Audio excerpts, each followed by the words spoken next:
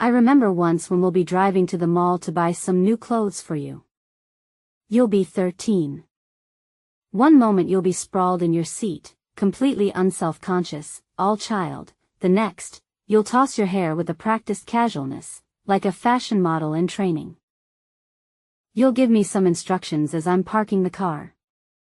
Okay, Mom, give me one of the credit cards, and we can meet back at the entrance here in 2 hours. I'll laugh. Not a chance. All the credit cards stay with me. You're kidding, you'll become the embodiment of exasperation. We'll get out of the car and I will start walking to the mall entrance. After seeing that I won't budge on the matter, you'll quickly reformulate your plans. Okay, Mom, okay. You can come with me, just walk a little ways behind me, so it doesn't look like we're together. If I see any friends of mine, I'm gonna stop and talk to them, but you just keep walking, okay? I'll come find you later. I'll stop in my tracks. Excuse me? I am not the hired help, nor am I some mutant relative for you to be ashamed of. But Mom, I can't let anyone see you with me. What are you talking about? I've already met your friends, they've been to the house. That was different, you'll say, incredulous that you have to explain it. This is shopping. Too bad. Then the explosion, you won't do the least thing to make me happy. You don't care about me at all. It won't have been that long since you enjoyed going shopping with me. It will forever astonish me how quickly you grow out of one phase and enter another. Living with you will be like aiming for a moving target. You'll always be further along than I expect. I looked at the sentence in Heptapod B that I had just written, using simple pen and paper. Like all the sentences I'd generated myself, this one looked misshapen, like a heptapod written sentence that had been smashed with a hammer and then inexpertly taped back together. I had sheets of such inelegant semigrams covering my desk, fluttering occasionally when the oscillating fan swung past. It was strange trying to learn a language that had no spoken form.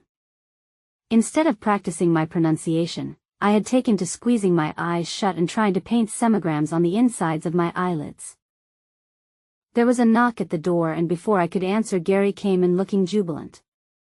Illinois got a repetition in physics. Really? That's great. When did it happen? It happened a few hours ago. We just had the video conference. Let me show you what it is. He started erasing my blackboard. Don't worry, I didn't need any of that. Good, he picked up a nub of chalk and drew a diagram.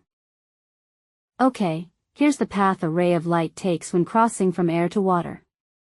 The light ray travels in a straight line until it hits the water. The water has a different index of refraction, so the light changes direction. You've heard of this before, right? I nodded. Sure. Now here's an interesting property about the path the light takes. The path is the fastest possible route between these 2 points. Come again? Imagine, just for grins, that the ray of light traveled along this path. He added a dotted line to his diagram. This hypothetical path is shorter than the path the light actually takes. But light travels more slowly in water than it does in air, and a greater percentage of this path is underwater. So it would take longer for light to travel along this path than it does along the real path. Okay, I get it. Now imagine if light were to travel along this other path. He drew a second dotted path.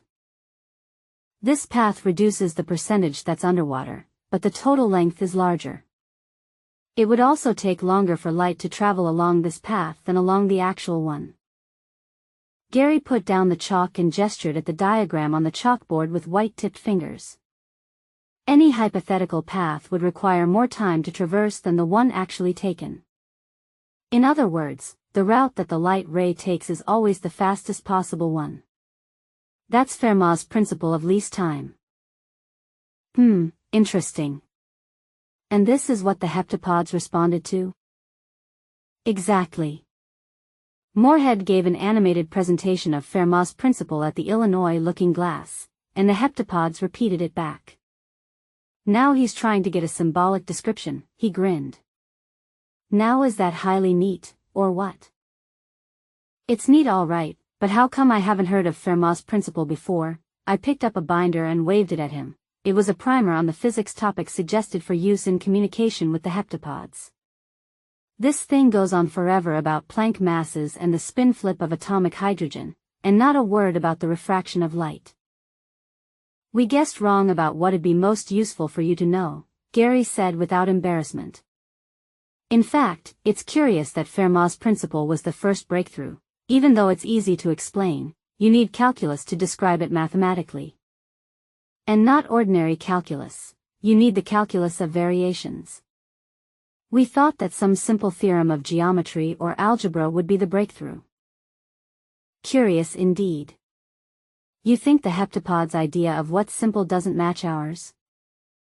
Exactly, which is why I'm dying to see what their mathematical description of Fermat's principle looks like, he paced as he talked. If their version of the calculus of variations is simpler to them than their equivalent of algebra, that might explain why we've had so much trouble talking about physics. Their entire system of mathematics may be topsy-turvy compared to ours, he pointed to the physics primer. You can be sure that we're going to revise that.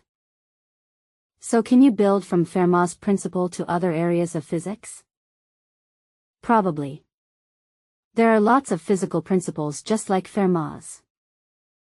What, like Louise's principle of least closet space? When did physics become so minimalist? Well, the word least is misleading.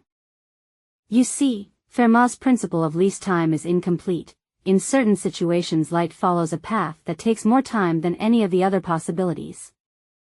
It's more accurate to say that light always follows an extreme path, either one that minimizes the time taken or one that maximizes it. A minimum and a maximum share certain mathematical properties, so both situations can be described with one equation.